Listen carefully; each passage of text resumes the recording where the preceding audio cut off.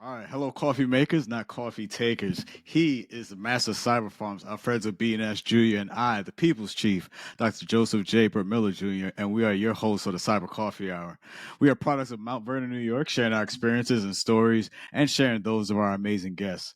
We aim to share knowledge, elevate understanding, and foster a sense of belonging in this vast cyberspace.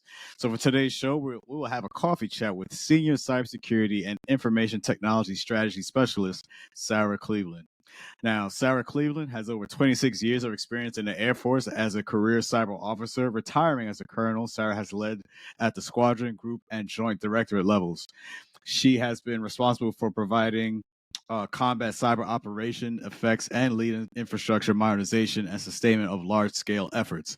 Her operational experience includes combat operations in Iraq, Afghanistan, and other areas in the Middle East, as well as training Colombian and Polish special operations forces in cyber and communications tactics. Sarah retired in 2023 and has been driving cyber capabilities for the Department of Defense and state and local governments. Sarah Cleveland, welcome to the Cyber Coffee Hour. Thank you for having me. I'm so excited because I've enjoyed speaking with you off podcast as well as leading up to this. Like, I hope to be invited back just because the conversations has been outstanding. So yeah, very very good to have you on. I know it's been a long time coming, but we made it work. But how you been doing though? How things been going?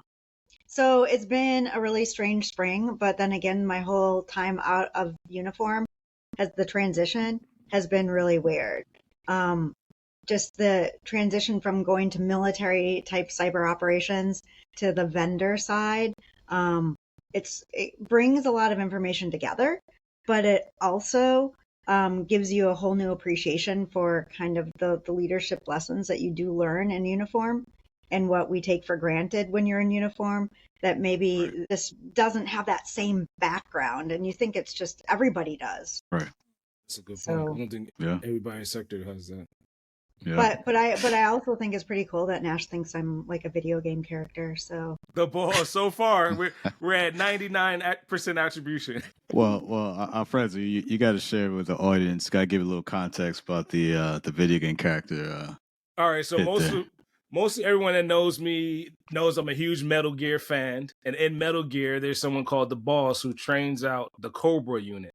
The Cobra unit is like an adversarial unit that you encounter in the Snake Eater game. And I won't spoil those for the fandom, but when she's eliminated, she's the model to train all of the snakes. We got Liquid Snake, first the Boss, Naked Snake, Liquid Snake, and then the two brother twins in the Shadow Moses scenario or Outer Haven scenario. So she was the precursor to set up all of after the Snake Eater operation, she was the model that all of the snake characters were trained on. And all of the missions that came after that was attributed to her being, trying to save the world from nuclear war, allegedly. yeah, so I'm not that person, but I kind of want to be. Right. And then, so there's a whole, if you're a fan of the game, everybody knows that leads into the events where Naked Snake's predecessor, Liquid, is an old guy trying to fight AI in the Guns of the Patriot. So it's kind of like linked to that lineage of the Boss and Snake Eater games. Yeah, so that AI conversation is kind of interesting because so Dr. J was at a conference in California this past week, and I was at a conference, RSA, a couple weeks ago, and nice. That was the hottest topic, I think, at all these conferences is AI. Yeah. And it's like, a lot of states are passing laws about AI and like AI is the boogeyman. But really, like, haven't we been using AI for a really long time? Yeah. Apparently, we're in the 4th generation, allegedly. I don't get research on my research, but yeah, we're in 4 generations of it now. Or approaching. Well, isn't AI just a fancy term for data analytics? That's a subset, machine learning, all of that subset. I would say so. Yeah. I mean, I definitely agree. I mean, AI is not exactly new. It's I think with AI, it's just it's been given a catchier name, and it's just gaining more popularity. But it's not exactly new per se. It's not new. Yeah, It's it's been it's around for coming a of while. age. It's coming of Yeah, age. It's becoming the teenager in the room now, or the millennial, whatever you want to call it. But it's yeah, coming of age where it's actually being applied to our systems. right. Mhm. Yeah, and with anything as it matures, it gets better, it gets smarter. We look for different ways how we could utilize it. Um, different applications, use cases, what have you. So it's, I would agree. Yeah, it's not new. It didn't just get started the other day, but it's just gaining more popularity as it's matured. So, but yeah, and I for me when I was at the Google I/O conference in California, and that was a real great experience. And they definitely talked about AI a lot. They even had like an AI counter, like how many times they said AI during the conference. So Did you Nice. but have a final number? it's I don't have it on hand. It's at least a couple hundred. It's pretty high, Yeah. but Yeah, it's like every year there has to be like a buzz topic to talk about. I think last year was zero trust, hmm Yeah. which was like everybody was talking about it. I mean, they still are, but I think it's in a different sort of urgency. I think people figured out zero trust is really hard to do. and Alfredo, do you remember? I mean, not too long ago. I mean, cloud was pretty much AI the way AI Seems is like right now. Cloud seems was the like yesterday. biggest the buzzword. I was Hmm. just talking to another friend about this. Shout out to Nick. He knows out in Mount Vernon. And they predate, he said, they're precursors. So cloud computing got subsupplanted by the gaps in cloud computing, right? Right. So cyber took the lead. Then all the patterns in cyber, zero trust included, were to close the gaps in cloud computing and cloud security. Now, you heard it here first. My prediction or my trend is AI is going to find the gap in all the cybersecurity operations, machine learning operations included. And then, Right? yeah. So I had that. So that was the conversation I had with a friend of mine. I was like, we're going to teach an app to fish. Yeah. And we're going to teach an So app to bypass the defenders. I'm just saying, you heard, don't blame me. But yeah, a model can countermeasure and attack and defend at the same time. Right. That puts me. I hope I'm retired by this time, but it puts me out of the game. So, You and know, then what happens with quantum? it just becomes the same thing that's happening with we're getting onto that planned obsolescence. The same thing that happens with quantum is what's happening with Kubernetes and the big boy clusters now, the super clusters. So you're not going to be able to run the AIs without running a quantum compute cluster. Because I'm an infrastructure guy, so I'm betting on infrastructure. Right. In order Yeah. for us to get the AI regulation we need, well, it needs to supplant the Kubernetes and super clusters. And then we build those AIs on quantum. By the way, this is also from Guns of the Patriots. Hideo Kojima, if he ever sees his shout out, he put that in the Guns of the Patriots, and you had to go against a data center that was a quantum compute, living, breathing, thinking data center in the game. Right? So that's straight out of video game lore right there for you. That the quantum will supplant today's superclusters, which we've seen cloud computing, high performance computing, distributed. I'm gonna go off in a second, so let me cook. Distributed computing got supplanted, and now we have cyber. So the byproduct of that is where we are in our industry today. Cyber gets supplanted by quantum, and then AI does the cyber task, right? And then that's where we have, oh God, what are we gonna do for jobs at that point? But quantum these AI regulators. I hope they're thinking of this. And you heard this playbook here.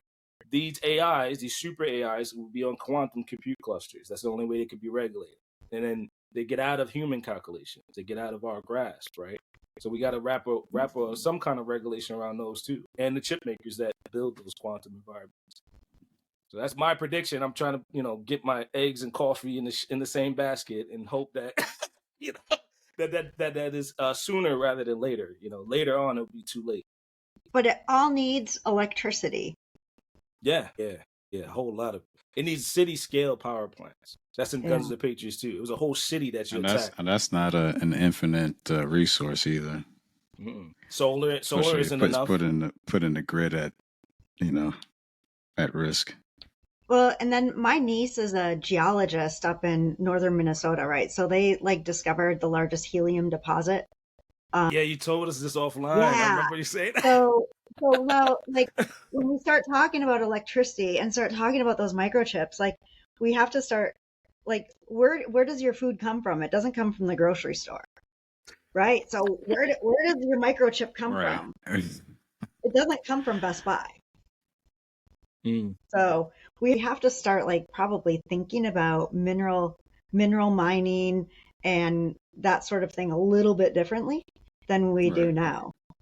Because, being self-reliant, it's really a thing.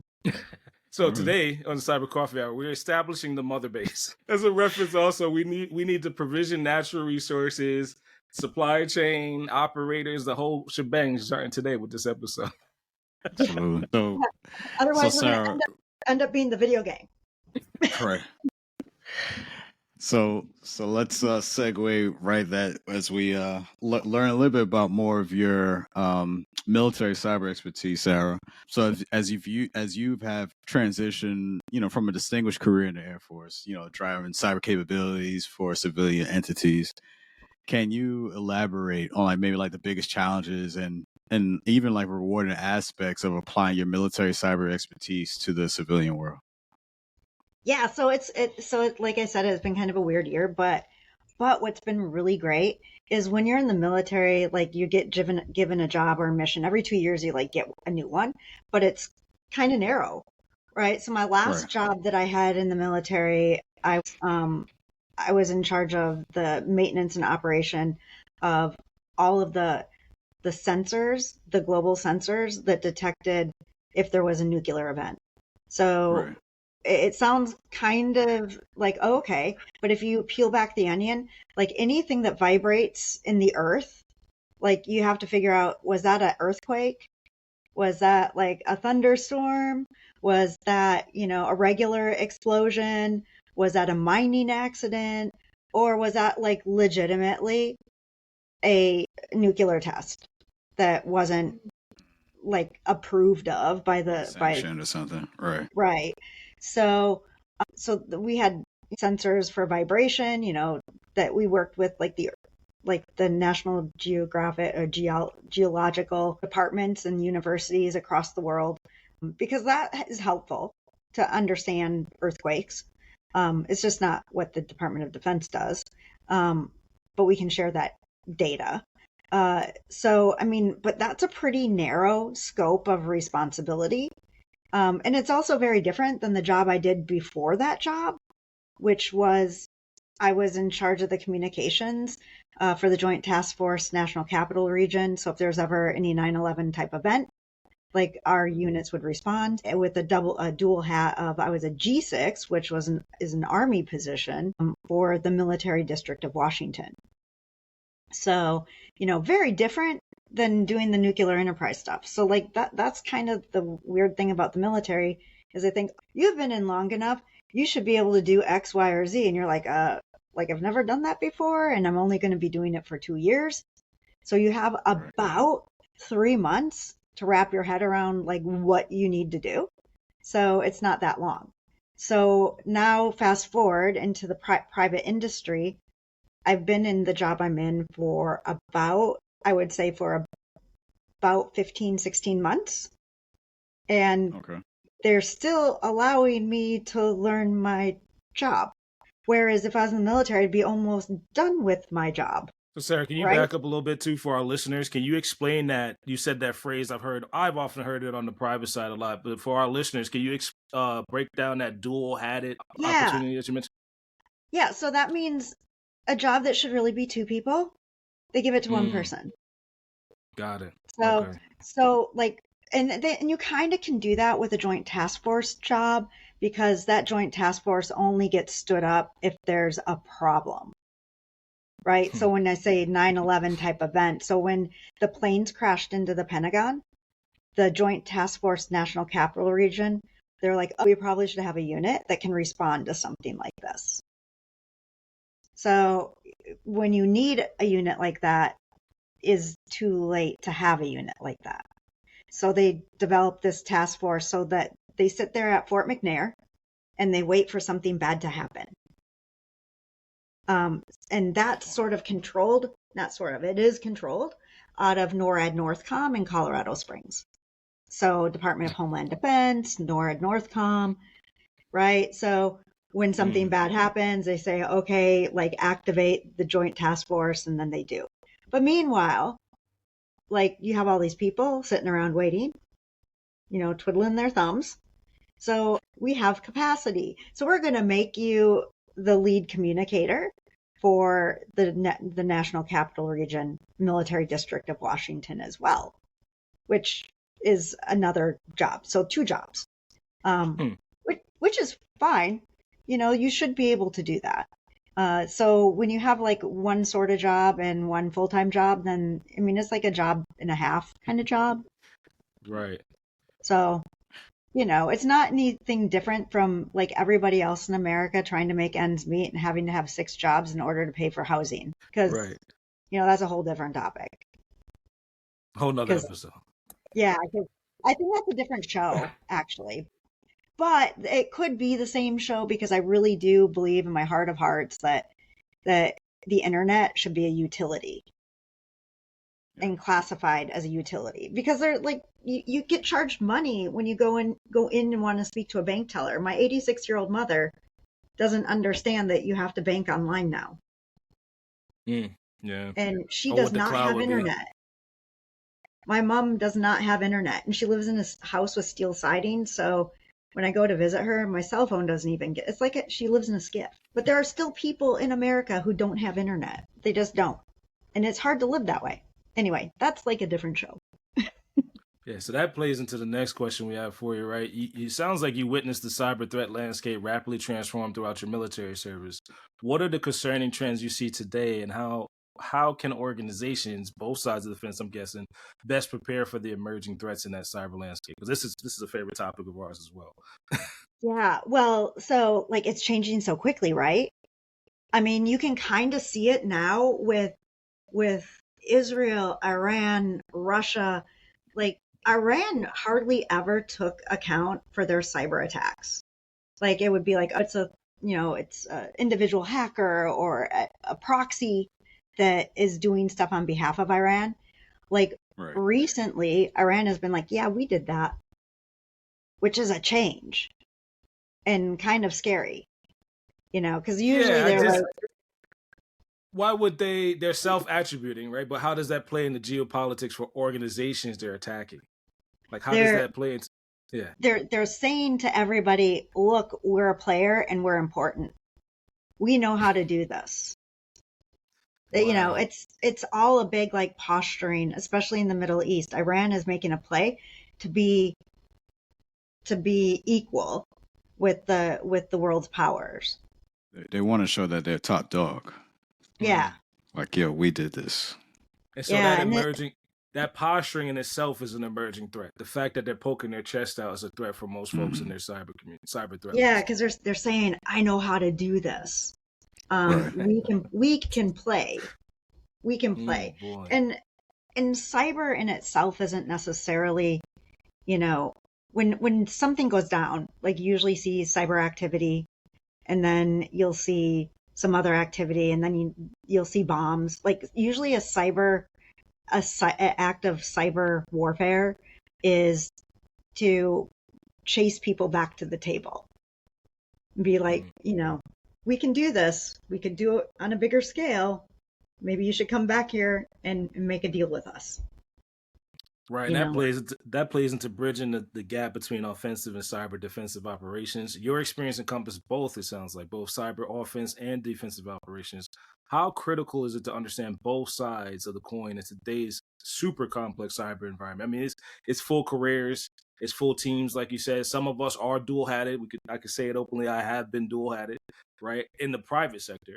And how can this knowledge be leveraged to build more robust active defenses? Because we have the defense card here today, but how do we actively defend on both sides of the cyber operations?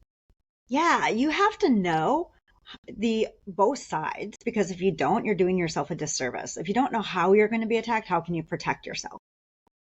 Additionally, like a lot of these geopolitical, sorts of things, Russia, Iran, China, their cyber activities aren't just offensive and defensive.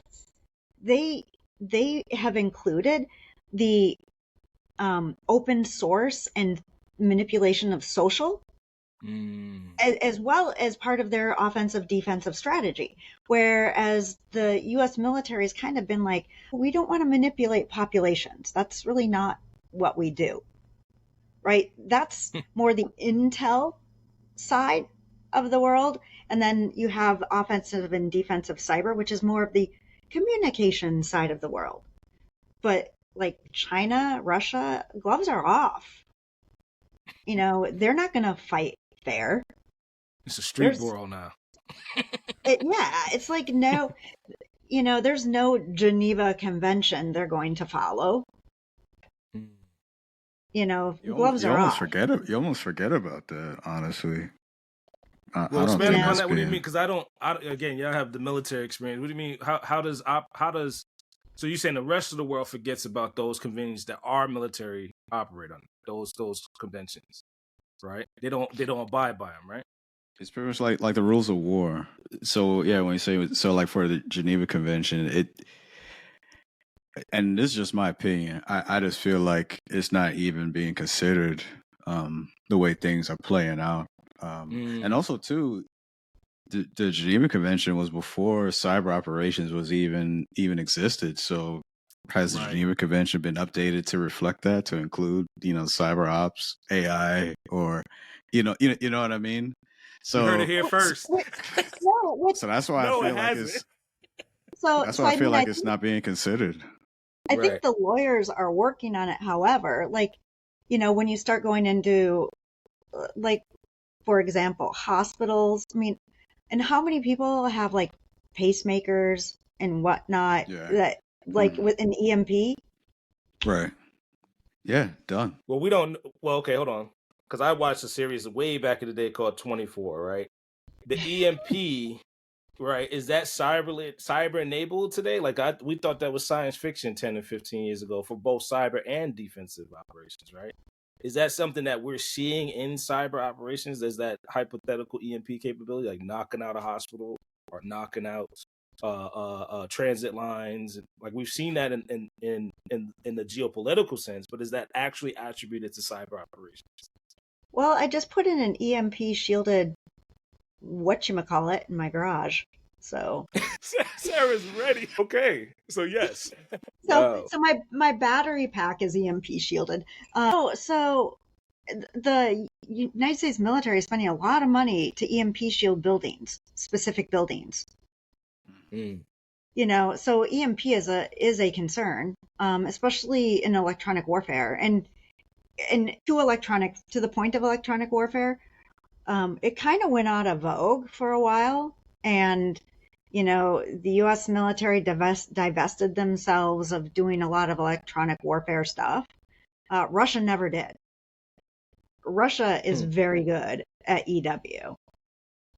So I think we're playing a little bit of a catch up. But EMP I think is a real thing. I don't think it's I don't think it's something of science fiction. If it was, I don't believe the Department of Defense would be investing so much to, have EMP shielded buildings. Yeah, but private sector's not, right? So I hear you. I that clicks with me, but you can't convince someone to see so today. That's a reality. Yeah, which is why you should always have a car in your garage that's older than the both of you. But that even goes. But like Alfredo, that even goes to why some organizations still don't want to give the appropriate amount of money or resources towards even just a cyber department. Right. Like why? Because if they're not seeing it actually happen or like an actual attack happen, like man, why am I investing all this money each year? Like all right, I'm gonna cut out the cyber team or cut out the cyber department, whatnot. Until it takes till something happens for them to be like, oh, okay, all right, I think we need to get this stood up. But I think it's kind of that same type of mindset, it's if they're not seeing it, actually happen as opposed to trying to be proactive. I think a lot of when it comes to when you try to like budgeting and things of that nature for organization. They're trying to be more reactive than proactive. So they wait Yeah, until something happens, then they want to take action. But then it's like it's too late. You already been embarrassed. Everyone knows what happened. You already had the breach. As opposed to putting the money in, setting up the resources, doing what I should do to fortify your organization, to have that cyber defense in place so that it doesn't happen. To me, when everything is quiet, that means you're doing a good job. I don't want anything to happen. I don't want to react. I want to get in front of it. You know well, what I mean? because it's so quiet, you didn't make the investment. It's probably already happening to you. Yeah, we've seen that in industry. It's already happening. Yeah. Just don't. There's a lot of folks in the industry say it's already happened. You just don't know, right? So we Right. hear that a lot in industry. And then to your point you made earlier, we need to start. We're just talking about cyber operations, defensive and offense. You made a point earlier where I've only seen one employer invest in threat intelligence in my whole career. In my whole private sector career, I've only really seen one, or maybe one in a possible playing the spades game here. But I've only seen one really say full camp post breach, we need cyber threat intel. We needed it. We had it, right? We just didn't full line item put the stakes in to ensure that we know where the adversaries are hitting us at. Ops is not ops. I'm not going to knock anybody in the role, but cyber ops like the SOCs and all those things, great. That's a defensive measure, but the proactive measure is not there unless you have threat intel. My professional opinion, right? Because like you said, nobody knows China and Iran is stepping their game up. In a corporate environment, absolutely not. And then they're not correlating it to every business sector. Now, people who know me have heard me had this rant before, like for years. They're not coordinating it to each business sector, each unit that does a thing for the general populace and servicing United States citizens. Let's just say, for example, or even a supermarket. To your point, I can't say Kroger and them have a cyber threat intel team. I can look for it, but those are valuable targets in the private side, right? So we're in. Yeah, go ahead. Sorry. Oh, no. So that brings up an interesting point about what CISA and the reporting rules, right? Are you guys tracking that one? So they came out with, for public comment, that post breach 72 hours, everybody has to report to CISA. Them and SEC. Sorry. Yes. 72. Yes, I have seen that. Yeah. Yeah. So now though too, instead of reporting to X, Y, or Z, like you just report to CISA. So that said, they said this is for critical infrastructure. But if you read through it, their definition of critical infrastructure is not just like water and power. Their definition of critical infrastructure is more of the COVID definition of critical infrastructure. Your grocery stores, your gas stations, it's very broad. Banking, like that's all been deemed critical infrastructure. And so, I mean, this will get interesting because I'm not sure there's a bite to fines or, whatever to the companies who don't report, but I feel I was already part of critical infrastructure. I mean, I think if anything, maybe they were pulling out certain aspects of it because even as you say, banking, we still have the financial sector is a sector of critical infrastructure. Yeah, but to Sarah's point, I don't think it encompasses a grocery store, a church, a school center, like the things that we are seeing. I mean, even a law firm, you mentioned it before. Some of the lawyers got to step their game up too now. The things that aren't, that we would know in cyber that are connected to the internet and the little segments of the internet that are affected in these industries, like a grocery store. I mean, we see the smart cash registers now. We see the online Instacarts to your door. We've seen that for years, but it hasn't been deemed, at least in my career, like critical infrastructure. What happens if I stop Wegmans or Amazon or Whole Foods supply chain? Well, that ties to a bigger sector, food and beverage, right? We can put it together. I definitely agree because I mean, going back a couple of years when COVID hit, when we we had those long lines, out of the supermarkets, everyone trying to get food at the same time, everyone fighting for toilet paper, which I still don't understand why people would stock up so much on that. But no, yeah. If we, and also you still need people to be there to be in those stores. So what happens if those, those people working at either the Wegmans or, different, Target, what have you, if they're sick and they're compromised and they can't be there, then what happens? The store shuts down. Yeah, that is. Yeah, I could definitely see how that is critical infrastructure, because now you can't even provide food for your own family to get back, because that's taking us out of our normal, I guess, operation, for lack of a better term. And then, I mean, God forbid. So let's say you let a whole bunch of people know, say, hey, sorry, we're closed. We don't have enough people to man the stations. People are going to start taking it to their own hands. It's going to be straight up anarchy. They're going to be like, all right, we're just going to go in and take it. I try to be orderly, but I've been standing on this line for 2 hours. Now you going to tell me I can't get in? Nah. Especially like those with like little kids, little babies. Formula was a big deal too. People to try and find formula for their kids. My daughter was 3 when she asked me, Dad, where's the food? She literally, during that pandemic, she was 3, and that put me on alert. You see? So you're right. Being on that conscious mind, I don't want to be one of those guys that have to figure out where is that. I really don't. Yeah, and it's so weird to me to see a grocery store with empty shelves. Like, granted, a lot of people in the world, they're used to seeing random shelves with no food on them, but like I wasn't. Nope. Only time I seen that is when I was a kid and the Pathmark's power went out. I think people remember Pathmark back where we're from. I remember Pathmark, yeah. Yeah, that one time in my whole life I could think that the store was empty. It's because the power had went out, and that was it. So there's your other point, Sarah. Yeah. They're linked, right? They're directly linked. Yeah, so the grid, everybody likes to talk about the grid, but yeah, so it's a little bit daunting to think about it, because this is also a way to manipulate the population. Like, you just make sure they can't get toilet paper, and you've seen what happens. I mean, and that's toilet paper, right? Not steaks. Toilet paper and sanitizer was a big those were the hot items then. I mean, people got in fist fights over paper products. Crazy. It's nuts. People apparently start fights and standing in lines too long too. I had experience like that in Sam's Club not too long ago. People don't even want to stand in the lines anymore like that, like the pandemic lines. Like, I don't like lines. Like, I would love to go to Disney World, but like, no. Yeah, Sarah, I'm right there with you. I definitely Instacarted it up for sure. Yeah, Instacart's critical infrastructure. Hey, if Instacart goes down, we have a problem. We have a real problem. But Sarah, so your work includes training special operation forces from various countries. Why is international collaboration so critical in combating cyber threats? I mean, like, what are some successful examples?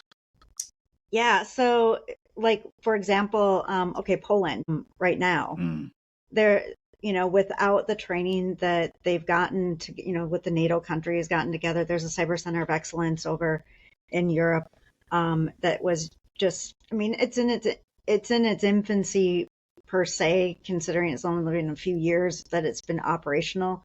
But had it not been done, I don't think Poland would be as successful as it is. I think countries of like-mindedness with regards to appreciating the freedoms that we have as a collective whole, it's, it is a good versus evil, us against them sort of thing. The network doesn't have boundaries, so we were talking about with Geneva Convention and rules of law, we're going to need every capable person to have the same sight picture as the United States and our citizens, in order to maybe combat this grid instability or taking over our supply chains, just to keep shipping lanes open, just to keep supply chains open, just to be able to have the materials to make the things we love, so you can get that PlayStation for your kid at Christmas time. But I don't want anybody to tell me what I can and cannot do. I don't think anybody else does either. Right. I remember when that. Oh, sorry. It's a collective, effort. I remember when that center was stood up, because I don't know, we'll probably have to put in our show notes, but there was a city that was attacked. It was Estonia, and there was papers written. I read papers on that scenario, right? It was called the digital city, right? And they knocked out all capabilities on paper, like it was documented. So the center you're talking about was precursor by that event in geopolitics, and now we I don't know how many years is it, but it's sad to say I can't even track 10 years accurately. I'm sure it's probably like 10 plus years. Now fast forward, that was the precursor to get Poland's game stepped up, right? So what in your opinion, right? Without that center, where will we be today in geopolitics if Poland didn't get on board with watching the Stoner situation? Yeah, And the I U.S. think, for that matter, and the United well, I States. think we'd be scrambling, right? Okay. To like, and I think we would also have to have more U.S. members deployed in that direction. By doing what was done, NATO's been able to do for themselves, right? So, and you've seen the upskilling issues in the United States. It's the same in the military. I mean, stuff moves at the speed of light. We're talking about AI this year, Kubernetes and quantum. I mean, it's hard to keep up, even if you're a very good cybersecurity practitioner. It's hard to keep up with all the threats, and to understand what's coming next. So having as many people who are like-minded, trained as possible, like frees up our ability to be able to respond. So when we're looking at from like the future of a cyber warfare perspective, what are your predictions for cyber warfare? Like what emerging technologies do you see playing a significant role, and how can we ensure responsible use of these technologies in the cyber domain? You have to give me all the hard questions, don't you? Yeah. This is stuff we sit down and drink coffee over. Right. Yeah. So I think it's a little bit of a whack-a-mole. I never dreamed we would be where we're at. I also never dreamed that there'd be so many people who are smart on it. So I do think, you got to believe the good guys are going to win, right? Otherwise, why would you even bother getting started? But we're playing a game that we think has rules, and it kind of doesn't. So not everybody's playing by the same rules. The rules are there, but not everyone's playing by them. No, there aren't no rules. I mean, when you start looking at what's going down, what's up for grabs? Your electrical grid's up for grabs. Your water source is up for grabs. Why are we buying parts that make us vulnerable within the infrastructure, right, Nash? Right? Yeah. Like, you probably went through the Huawei debacle. Everyone used to tell me to keep a shelf of parts from around the corner. My dad used to tell me that, like, if you can't get it from around the corner, don't buy it. And then, that's some truth, because you can't do that anymore. You can't get your, weed whacker parts from a hardware store like that. There's no certified technician to work on that. Your car, right? Who works on EVs and have diagnostic for it? Shameless plug to Nick out in Mount Vernon. But who can work on that today in the, what is it, CONUS, right? Well, who can work on that now in the United States? So my EMP shielded inverter that I just put in my garage, I know I called it a whatchamacallit, but it's an inverter. It was assembled in Texas, but I've been avoiding posting about it on LinkedIn because every part in there is from China. But I couldn't find an inverter. Assembled in Texas was as best I could do. Right? So, and then the Texas company that owns the inverter, that owns that inverter, right? The data goes back to a data center in Shanghai. I contacted the CEO about this, and he was like, yeah, we understand it's a problem. We are moving it to a data center in Texas in October. Right. This year? This year. But I'm sure they have a cybersecurity architect role open for that, right? Well, I like my batteries because they're not a Tesla wall. And they take up, so like in your garage, wall space on your garage is pretty premium for like storing crap. So you also don't have a whole wall taken up by batteries hanging on it. It's just a cube. So it's vertical stack. Right. But, I've been avoiding posting about the inverter because it's like, I'm going to take some hits on that for sure. Because it, like, full disclosure, Chinese parts. like 100%. Like you open the lid up and it says, this is made in China, that's made in China, this is made in China. But I challenge anybody to find me an inverter that was fully manufactured and assembled in the United States or Europe, you know. Good So luck with that.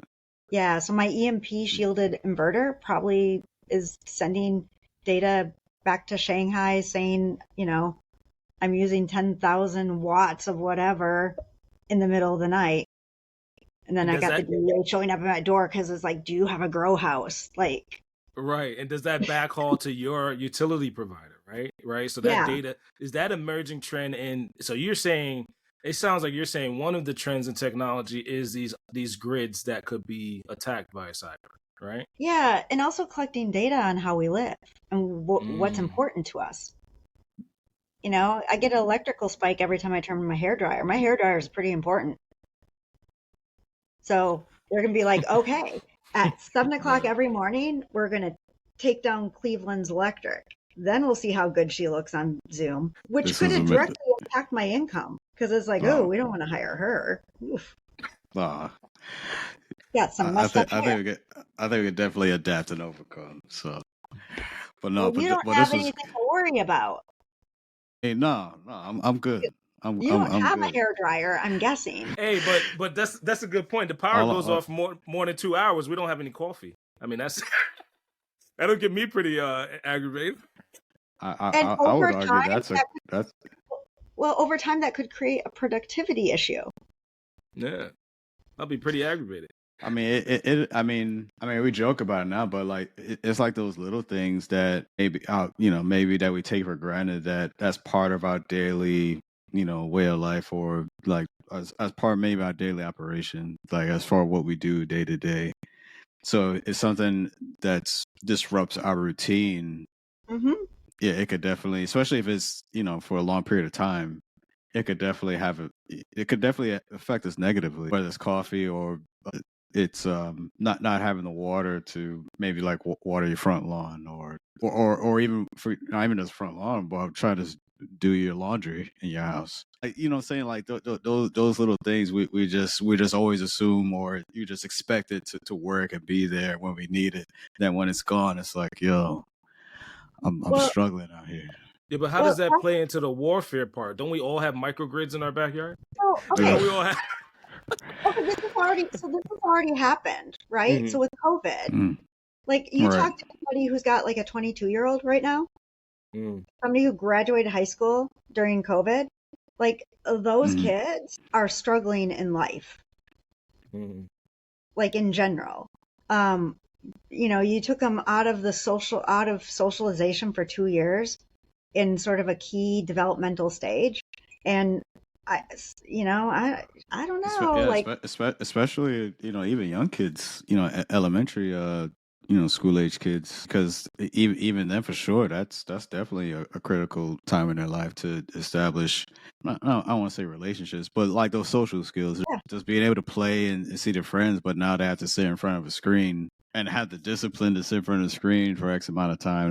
That's pretty tough, and to try to learn and to try to, because a lot of kids, when they're young, they get the iPad. It's game time. You know what I'm saying? But no, like now they have to understand. Okay, it's not game time. You gotta go to school. I'm like, what? I gotta go to school. I well, don't. we've also created a certain amount of fear, like, Fear, Mm, uncertainty, and doubt. yeah, so like your ability to survive when you're fearful of a lot of stuff is very hard because so this goes back to like network management as well. If you want to make your network entirely safe, what do? You unplug it, right. Yeah. You just purely just take it offline. right? So that's like 100% safe. So Oh, I you don't air know. gap it. If I'm going hungry, I'm going to eat stuff off the ground. Yeah. Like kids these days, they will starve to death before they pick a piece of bread up off the floor of like a wing house and eat it. Yeah. Right. Like there's no type of survival instincts, Yeah, like 2-second rule, shoot. I'm going for the 30-second rule if I'm hungry. bro. Like, I'm gonna make my own pesto, wild plant pesto. so, the Absolutely. whole like measuring risk. Like during COVID, I think everybody was risk averse, and we created sort of a generation of very risk averse people. Oh yeah. And when you do manage a network, sometimes you have to, and when I was in the military, we did this a lot. Like, okay, so what's flying on that plane? Like how important is it? Like how much risk can I take? Like getting you know what I mean? So you measure risk, and it's not the same measurement every single day or for every single mission. It depends. Every day it depends. So, I Could you mean, see AI as a potential attack vector because of that in cyber warfare theater? yeah, like, I mean, I think you have to measure how risky is it to use it? Like, how risky is it not to use it? I mean, if you don't use it, like, I think you're gonna be at a There's disadvantage. some risk with that associated with that as well. So, yeah. Yeah.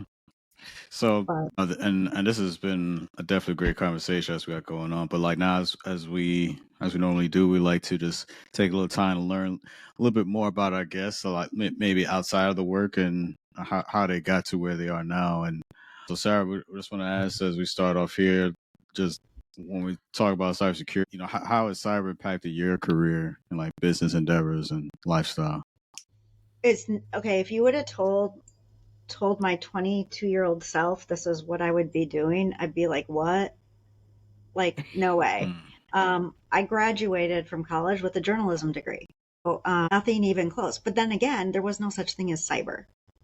When I joined the military, they looked at my diploma. It said, you know, the School of Business and Communications. So they said, the word communications is on there. We're going to make you a communicator. So it was comm, right? So, you know, in the infinite wisdom. And then, you know, that was 1996. So that's when it was like hobby shopping, every network and every office. Like everybody had their own thing, you know, and then it evolved. We can't do that anymore. That was a significant emotional event for a lot of people, that we have to bring all these networks in and make one network. So I got to kind of learn how to do this stuff from the time it was invented. Because like when I went to college, there was no internet. There was like the Dewey Decimal System. My favorite. Yeah, Dewey Decimal System. And there was this debate about whether you should be allowed to have a typewriter with spell check. Same artificial intelligence debate that we're having now. Like we're going to raise a bunch of kids who can't spell. And they kind of did, but is spelling really that important? No, I use Grammarly. That's which I think that's the point right there. You're having a reliance on an external product to take care of that brain power. And there's no more spelling bees either. Well, that I know of. And by the spell check gets it wrong all the time. I don't know how many times you've probably sent messages with like, "Are you kidding me? Oh my God, I can't believe I didn't read that," and I sent it. Hundreds of times. So AI is going to get it wrong sometimes too. So you have to put some eyes on it. Right. So, so I was kind of lucky to be at an inflection point, right, and be able to be spoon-fed the technology as it got better. But now it's sort of the Moore's Law thing. Like it's getting faster. So it went from spoons to cups to like garden hoses, and now we're at the fire hose sewer pipe flow of change. And thank God, like some of the folks coming up are flexible of mind to deal with it. You know. So, what are some obstacles you would say you had to overcome to rise to where you are today?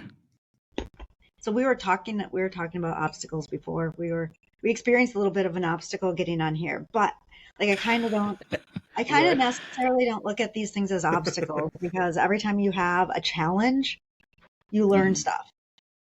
And I learned something today because we had a challenge. So as far as challenges go, I think, getting a new job every 2 years in the military is very hard. Especially when the jobs are kind of similar, but not really.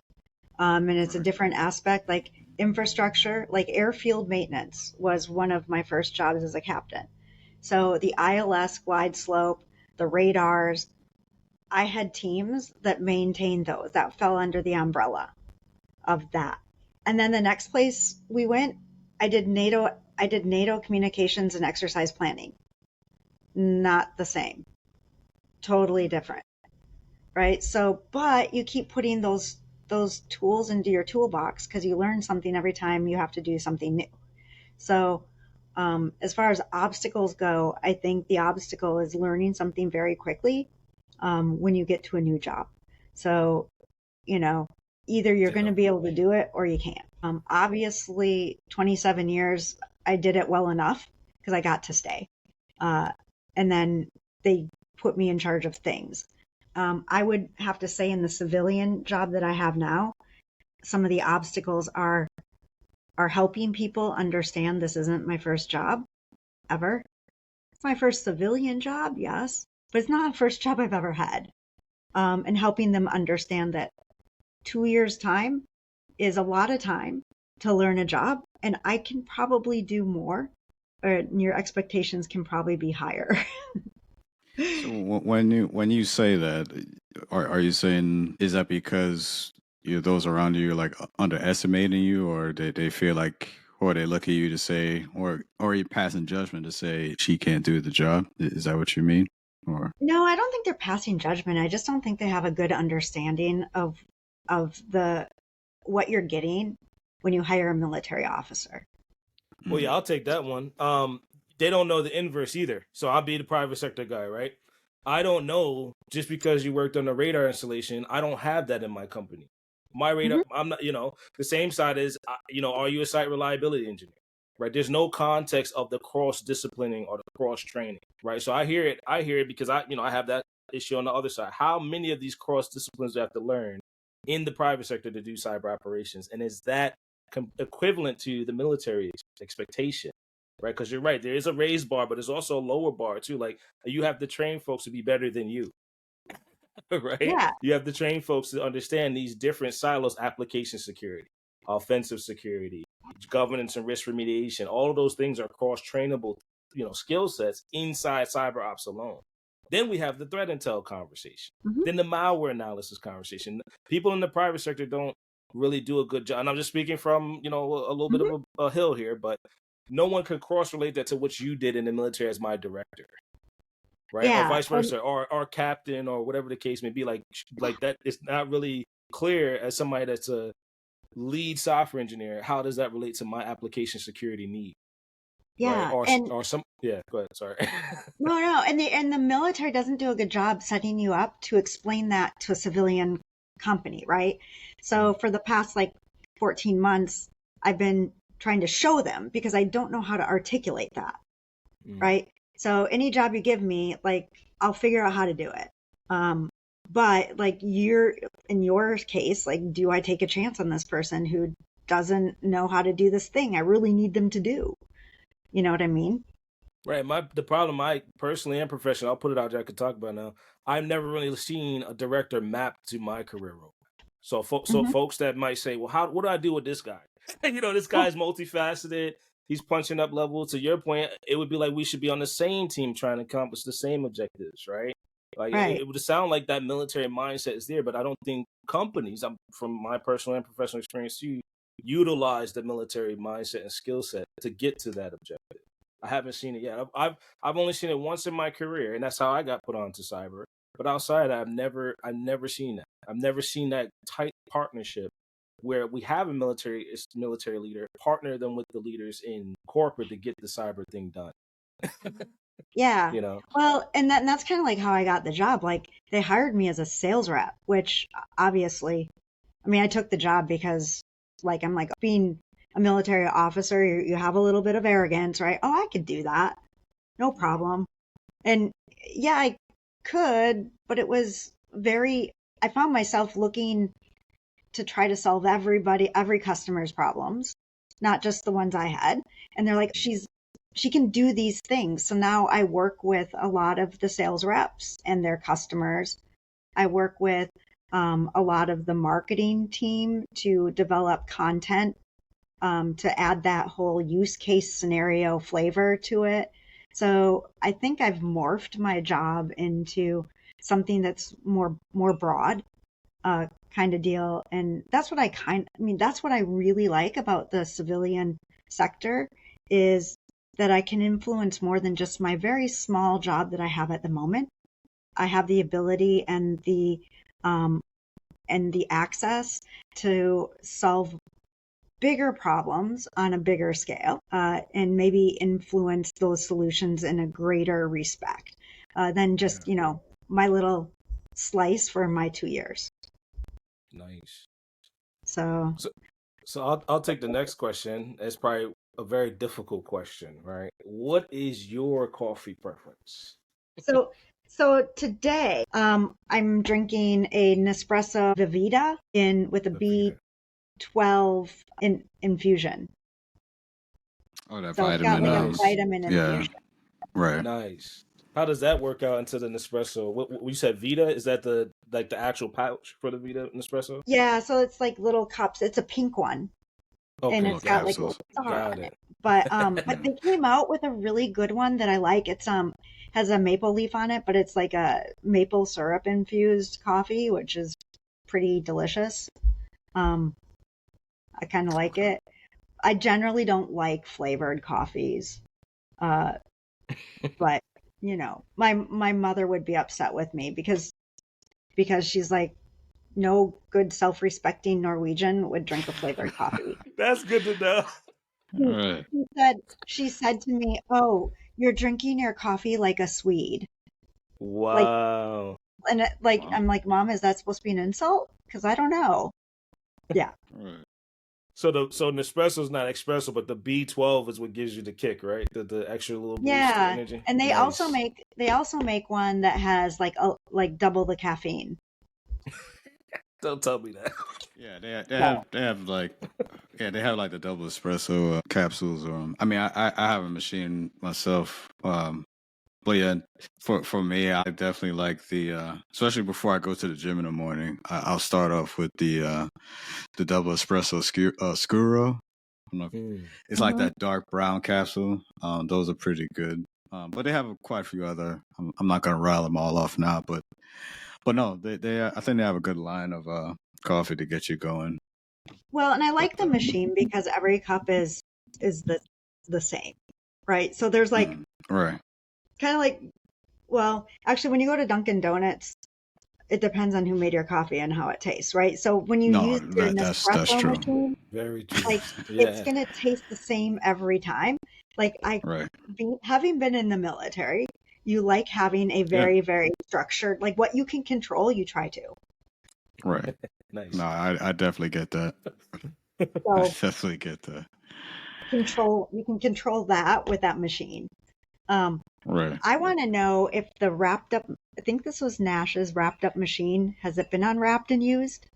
It's not, and I'll bring that over here. That's a very good question. It has not, because now I've built a supply chain of local Maryland beans. I'm actually doing my own little coffee trail to use it in that espresso machine. It was the barista from DeLonghi. So now only the Maryland source beans can touch that machine. And I have 3 bags right now. One is from Black Acres Roastery. There's another one in Rockville. And then there's another brew that I want to track down out here called Zeke's Coffee. Those are going to be my 3 trial runs through the DeLonghi before I even open it or unwrap it. So you're preparing. Yes, I am preparing for a beautiful espresso roast right out of Maryland. 3-way split between 3 Maryland beans. So are you going to have an episode dedicated to the unwrapping of the machine? I should. I didn't think of that. I should. I have to probably make a separate. It's on the floor above me, so I'm in my basement, as we said before in the past. But it's right above me, so I have to move the setup up there. But yeah, I could do that. Do I need to send you a lead box so we can EMP shield it? I appreciate it. Right. I appreciate the American source EMPs for that coffee machine. I'll put a big American flag on it. Right. That's amazing. Maryland on the coffee machine and the American flag around the EMP shield. That'll work. Very cool. Because if stuff goes down, then we're all coming to your house for a cup of coffee. Yeah, I need the coffee Gotcha. machine to be going. I need a whole separate solar panel for that machine. So We Sarah, can make that happen. Yes. so Sarah, so when we're not talking about EMP shields and stuff like that, what are some of your hobbies, your interests that you like to do as you take your mind off of cybersecurity? I don't know. No, I'm so sorry. No, so I like to ski. Ski, okay. But I think about this stuff like all the time. Like I do. I do find some of the geopolitical stuff fascinating. I like history a lot. I listen to quite a few history podcasts. One of my favorite ones is Rome with Matt Smith. That's a really great podcast. I like that a lot. Sorry about the squeaky dog thing going on. Can you hear that? Yeah, no, you're good. It's all good. Yeah. It's Utini. I don't know if you have Star Wars fans. Oh, that's your dog's name? Yes. Yeah, that's awesome. Utini. I like that. Yeah, like, so you're one of the only people who know what that even is. Yeah, that's the Raiders. That's the little Raiders out in the desert. Yeah, the Jawas. Jawas, there you go. Jawas. It's all they say is Utini. Yeah, if I misspoken and said Wookiees, I would have been banned for life. But yeah, the Jawas. So looks like a Wookiee. Mm-hmm. Yeah. Nice. So the name's appropriate. Mm-hmm. Yeah, so Utini. Anyway, I digress. Sorry about the squeaky toy thing. What were we talking about? Oh, things I like to do. So I do like. Yeah, you left with the Rome podcast. Were there any other podcasts that you recommend? Yeah. So let's see. I'll tell you what's on my library. Those are my books. So I listened to quite a few books on tape, but like the Rome podcast is one of my favorites. So When in Rome, Raising Standards, The Fall of Rome with Dan. They changed hosters. Now it's Patrick is hoster. But The Fall of Rome is really interesting because it talks about all the events leading up to the fall of Rome, from when they started splitting the East and the West between two emperors, and how the East Empire of Rome lasted a lot longer than the West, and what happened with, the German tribes and everything else. I mean, if you look at it, like, you kind of got to look to the past to see what's happening in the future. I don't want to be in the fall of the United States, though. I hope that happens much later, kind of time frame. But it's very interesting. Queens of England, that's another very, very interesting podcast when it talks about the Queens of England. By the way, Queen Elizabeth was a remarkable woman. I mean, never did a social misstep in her entire life, which she lived a really long time. And I don't know anybody who has never made a public guffaw. But she never did. I mean, as a young girl, went toe to toe with Winston Churchill. Like, how intimidating would that be, to be in your early 20s and having to sit across from Winston Churchill and tell him, no, I'm not doing things that way. I mean, incredible, and just an incredible woman. So yeah, those are some of the ones that I listen to. Dan Carlin's Hardcore History is very good, but the episodes are very long, like a couple hours. So you got to have some time. Dan Snow's history. Dan Snow isn't the host of all of these, but he does compile a lot of the best history podcasts, so that you can go there and find a topic and listen to it. So he's very good. And then the other one I really like, which you guys are probably gonna be like, roll your eyes, is which is Dressed, which is the history of fashion. I dig that. It's actually pretty cool. I need a little help with that. People understand why we wear what we wear. Right. Because, I mean, it's kind of, yeah. Anyway, it's actually pretty good. That's cool. Yeah. The gals who do that podcast it's not all frivolous. It's very rooted in like actual history. So yeah. You mentioned books too. I heard you have a book preference. So I like leadership books. Nice. I like nonfiction. another eye roller for you is probably going to be like the Matthew McConaughey book that came out, Green Lights, is actually quite entertaining. He reads I gotta it, check but that it's out. quite, No, I gotta check it's that out. pretty entertaining. Okay, Green Lights. Yeah. He talks about when he was in high school, he did a study abroad in Australia and got put with a family that was very weird. And for Matthew McConaughey to say this family was very weird, they must have been very, very weird. Right.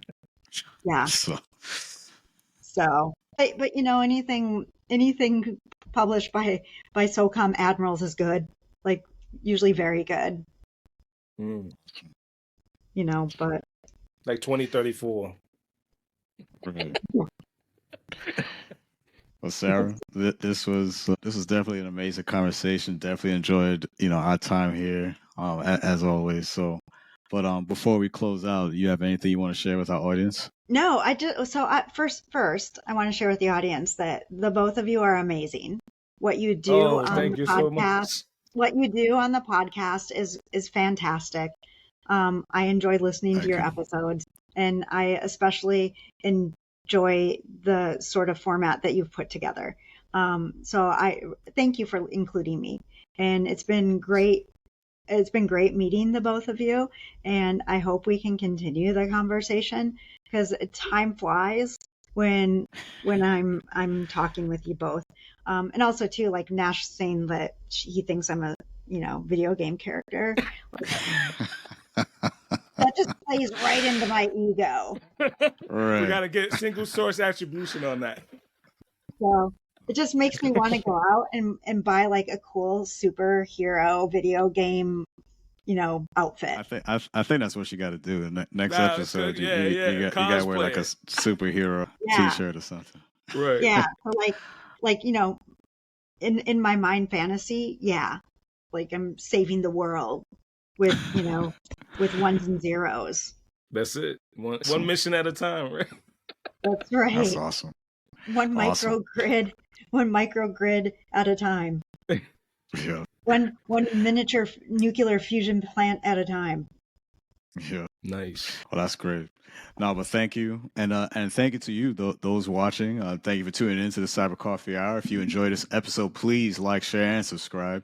Follow us on all of our platforms. You can also find the Cyber Coffee Hour on YouTube, Spotify, Apple Podcasts, and Google Podcasts. That's a wrap.